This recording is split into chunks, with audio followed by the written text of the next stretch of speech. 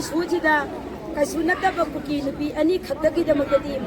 MLA मंत्री protest तौर मोई कुकी नुपी अनीगीदमदी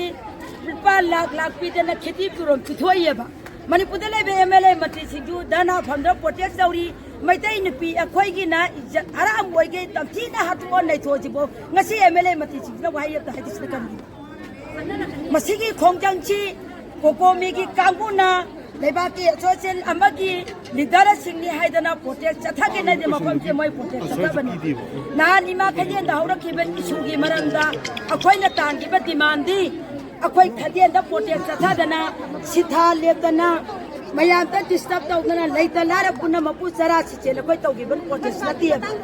मयाम गी इहो वैना खुदकता सागलब इहोनिना हौजिक लेबासी सही तरे खुंदापा हाइबो पोतु लाकदरब मतम ओइरबनिना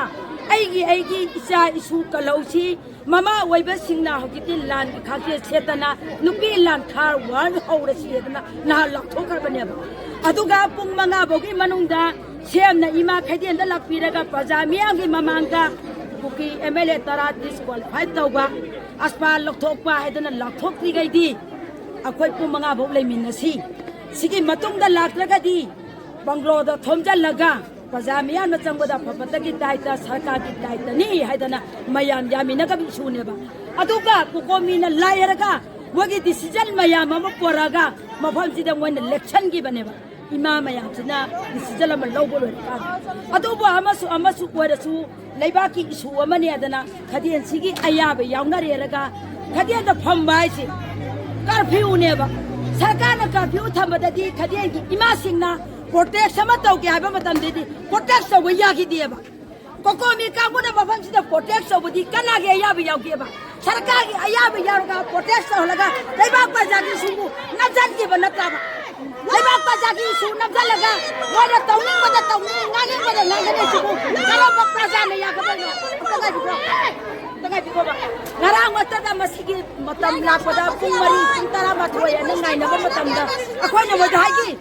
numin nini humni tari ni na sondaragadi sudan nomdara tandra chariba ima khaide de hingiba bume asina karamai tauba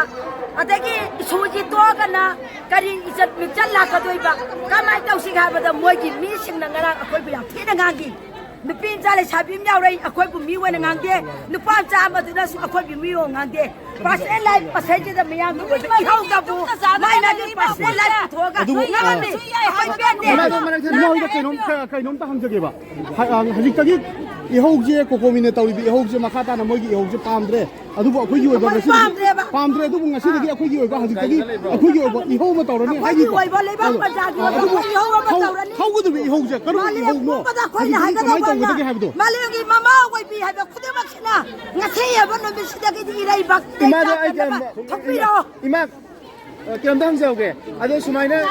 matu ta ko mina ta ko akhoi khuni ga siba oi soro ya bi gidra charo sunya ya roi kasi ba to to me ge hada ta ko praja ka lai roi praja ka kana decision la ga irai bak kan ba hona kani